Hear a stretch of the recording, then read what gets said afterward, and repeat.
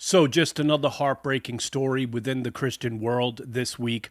A major bombshell report was dropped by the Roy's Report with allegations that Michael Tait, who is the frontman to the Grammy winning Christian rock band, the Newsboys, had groomed and essayed three different men, and these situations involved drugs and alcohol. Michael Tait had just decided to address these allegations this week and has admitted to all of this. So we are going to go over all of the details in this story today, so you're going to want to stick with me to the end. Michael Tait was also in the famous Christian movie called God Is Not Dead, and they wrote a song for the soundtrack that just got millions of views all throughout the world. Michael Tait was also part of another popular Christian band called DC Talk. They were very popular, probably one of the first really mainstream Christian bands.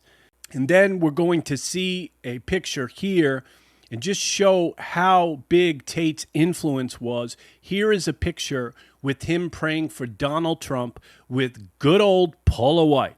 So this story is very personable to me because I followed Tait all throughout his career. The first Christian concert I attended was a DC Talk concert at Radio City Music Hall in 1990. Newsboys was one of my personal favorites when I was a youth pastor. I used their music often to play to my youth. So this is very personal to me. This hit home for me. This is not a video for children because this will include graphic sexual content. So this is not appropriate for children. So what's worse about all of this story was that it was uncovered that this has been called Nashville's worst kept secret. So many people knew about Tait and these allegations, but they did nothing. And unfortunately, this is all too common in situations like this. We knew about situations like this with the Catholic Church in the 50s, 60s, and 70s. People had an idea that things were going on, but nobody did anything, but nobody said anything. And that's why it's important to go public with allegations like this. Alleged victims didn't come forward of Tait because they feared being blackmailed or not taken seriously from the public, okay, until now. So they decided to go public and share their story with Julie Roys and the Roys Report. And again, this is part of the reason why we must go public with stories of this, because we need to get it out there so they aren't allowed to do this to other people. And often what this does is it stops abusers in their tracks when things come to light. And that is the definition of sin, is when things are in the darkness, when these evil deeds are in the darkness, but God wants to bring them into the light. And for those of you who have been sexually abused, know that God is bringing these things to the light. He is bringing to light all the sexual abuse in the church, and so the church can be healed, so that people can be healed. God is a God of justice, and sometimes he delays that justice, but when it comes, it really comes. And Michael Tait, his music career will be very much over after all of this. So I want to start off by saying none of this is gossip, because this is a national headline at this particular point. None of this is rumor or hearsay. Michael Tait admitted to some of these allegations already. We're going to take a look at that in a minute. But after a 2.5 year investigation by the Roy's Report, which included interviewing more than 50 sources, the Roy's Report documented that Tait's alleged predatory behavior with stories dating back more than 2 decades. So this was going on a very long time, and it's coming to light now. I will link the Roy's Report article in the description of this video for those who are interested in seeing all of the details about the situation. Julie Roys does a great report. They go really in depth with all of these. 3 men spoke to the Roys Report, alleged that Tait befriended them individually on Christian music tours in 2004, 2010, and 2014. Apparently, it seems that Tait found other Christian artists that were looking to break into the music scene and would befriend these people. And this included a pattern of grooming and gradually bringing these men up to the point where he can touch them. The men were all 22 years at the time. 2 men stated that they were drinking alcohol with Tait and then later woke to him fondling their genitals. One alleged that Tait offered him cocaine while on the Newsboys tour bus. And so you can't even make this stuff up, that stuff like this is going on in the Christian music scene of alcohol, cocaine, and sexual abuse. This certainly points to the condition of our churches, the condition of the preaching in America, the condition of the churches in America. This stuff needs to be addressed. And we're not really transforming people's lives. The third victim told the Roys Report that Tait gave him a back massage while skinny dipping and then later invited him to share his king-size bed. Tait allegedly non-consensually massaged his anal region. The Roys Report reached out repeatedly to Tait for comment, but got no response. They never respond in situations like this in these cases, but Tait broke the mold. He did release a public statement that we're going to look at the end of this video. These alleged incidents happen over the course of 2 decades, and victims describe similar patterns of grooming, alcohol use, and non-consensual physical content. Since the Roys Report article broke, this story is getting national headlines. It's been covered by CNN, The Christian Post, and many others. Now, also, a 4th victim of Michael Tait has decided to come forward, and who knows, maybe we will see more. Mike Tait did finally address these allegations, and again, we're going to look at that at the end of the video. For once, at least, he did own his behavior and what he did in this case. But this story is not only going to affect Tait, as we're going to see in a minute. All of the bands he performed with are going to suffer great consequences as well. And so this is just a warning. Sin has a rippling effect. It won't just affect you, it will affect everything around you, and especially sexual sin.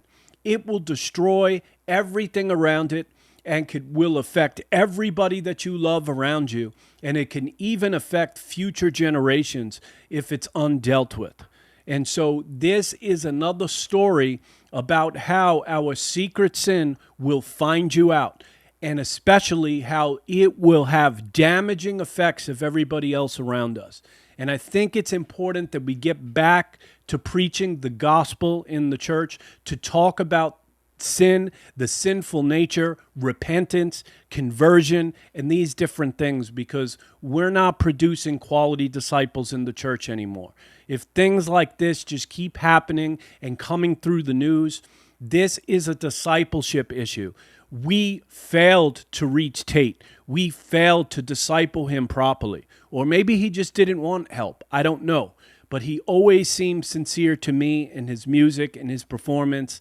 So Tait is 50 years old, but he rose to fame in the early 1990s as the lead singer of DC Talk, a Christian band whose 1995 album Jesus Freak sold more than 3 million copies. And it became a defining cultural moment for evangelical youth and Christian music. This was, in many ways, one of the first big pop bands that went mainstream in America with Christian music. The music was pretty terrible, by the way. They would cross over, they would do some rap, they would do some rock. It was pretty bizarre. I knew even at the time that it was terrible, but yet it was Christian, so it went mainstream. And after the group's hiatus in 2001, Tait ended up then joining the Newsboys in 2009, helping lead the band to commercial success, including 4 #1 albums on the Billboard Christian charts. They also won Grammys as well. So Tait stepped down from the Newsboys in this January of 2025. And in a brief statement posted on the band's social media, he described the move as shocking even to myself, citing prayer and fasting as part of his reason he decided to step down.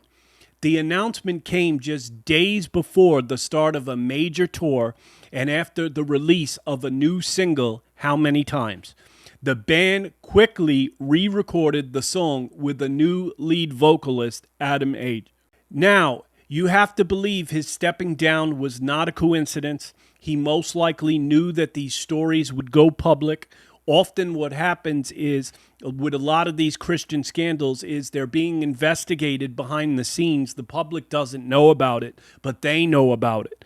And that's why there are several different stories that I know, even in the Christian world right now, that are really, really big stories that are just being investigated with corruption in the church, but they haven't went public. And I feel that there is another one that will drop very shortly in the next couple of weeks.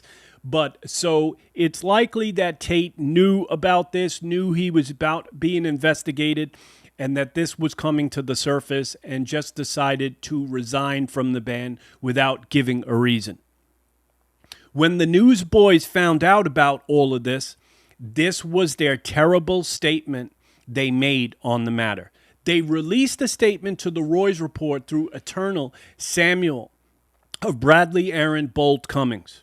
They said this: while we are aware of unsubstantiated aspiration cast via the internet towards Mr. Tait and the Newsboys by one particular individual, because your questions revolve around the alleged behavior and actions of Mr. Tait, it would be appropriate for the Newsboys not to speculate or comment, the statement said.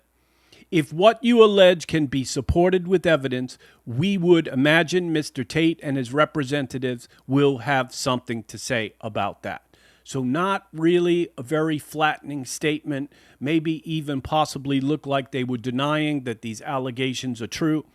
The 3 men came forward against sharing their stories with Tait, and they all shared similar experiences involving grooming and unwanted contact. We see this with people that are committing SA, that you will also see a pattern that involved that they did similar things with their other victims, and that's how you can spot this stuff, that it's true.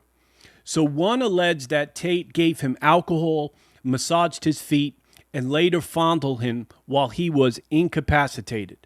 Another described Tait giving him massage during the skinny dipping encounter before allegedly massaging his anal region in bed. A third said he would offered cocaine and later woke up to Tait touching him without consent on a tour bus. These men decided to speak out now in hopes of protecting others. People will often say, well, why did they wait so long? But the average age of someone coming forward with their sexual abuse stories is around 50 years old. It often takes people real time to process the pain and trauma and get the courage to come forward. So that is one of the biggest questions that I always get in these videos. Why are they doing this now? Because it takes a process. And if you've been a victim of something like this, then you will understand trauma and the whole situation that unfolds. But there are multiple people who have very similar experiences with Tait. One of the men identified as an alias, Steven, said, I would like to share it in helps to help other people. I have moved on from the trauma, but I'm doing this for others. So the Newsboys did, in fact, about face on their thoughts on the matter, and they released this statement. Let's take a look at it. Okay, so the Newsboys said this: last night, our hearts were shattered when we read the news alleging drug abuse and inappropriate sexual actions by our former lead singer, Michael Tait. While Michael has not addressed these allegations, we are devastated even by the implications. First and foremost, our hearts are with the victims who have bravely shared their stories. If you are a victim, we urge you to come forward. We absolutely do not condone any form of sexual assault. The four of us are husbands and fathers. Between the four of us, we have 14 children. Our wives and children have made many sacrifices while we have dedicated our lives to playing music together that glorifies God.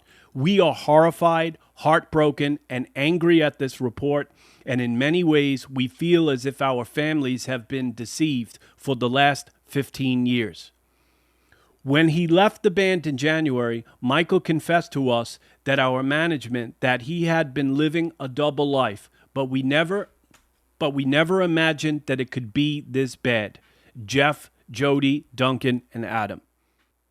Now, we do need to note their first response likely kind of showed that they really possibly didn't believe the allegations, and in all due fairness, many people go into denial, which is part of the grief phase when presented with such weighty allegations. But eventually, the Newsboys did turn around and develop a posture that's way better to meet something like this head on.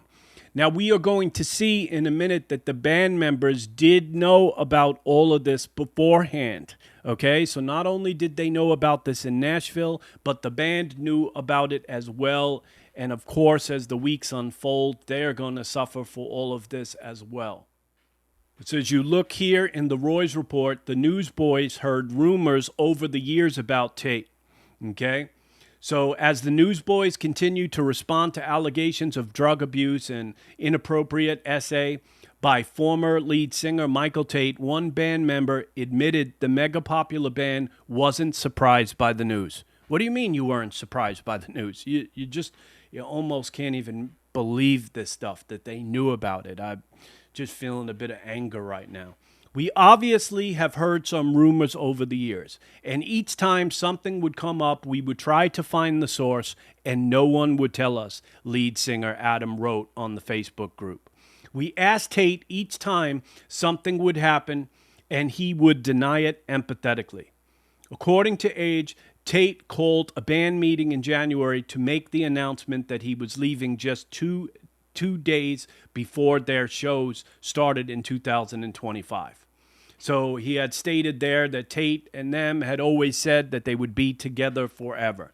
So basically, the band had heard these things. The Christian news industry heard about these things, but they didn't do anything about it, okay? Well, they did confront Tait, but they should have definitely went further and investigated these claims further, okay? And not had just blown it off. So now we are going to see the devastating effects of all of this, not only for Tait, but to his band members and former band members. Radio stations around the country are canceling all of his music. They are deciding not to play music from the Newsboys or DC Talk at all. And so his band members are going to suffer from this, even though they weren't directly involved.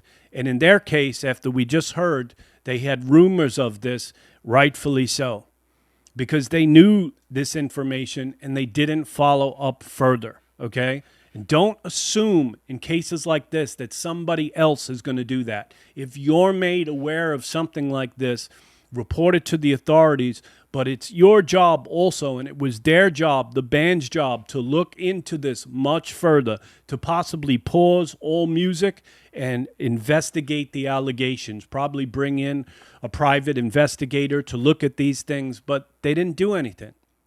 Now we're going to see here another Roy's Report article, and this is making popular headlines as well.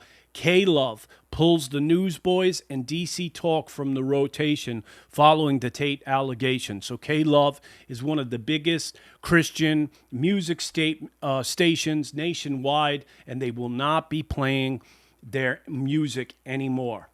So K-Love said this: "We are aware of the allegations against Michael Tait, former frontman of the Newsboys," K-Love's spokesperson said.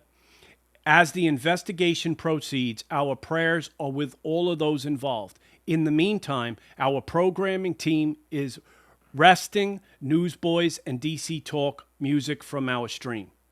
So just devastating effects. This is part of the reason why you don't want to get involved in sin to begin with, because it's not going to only affect you, but everybody else around you.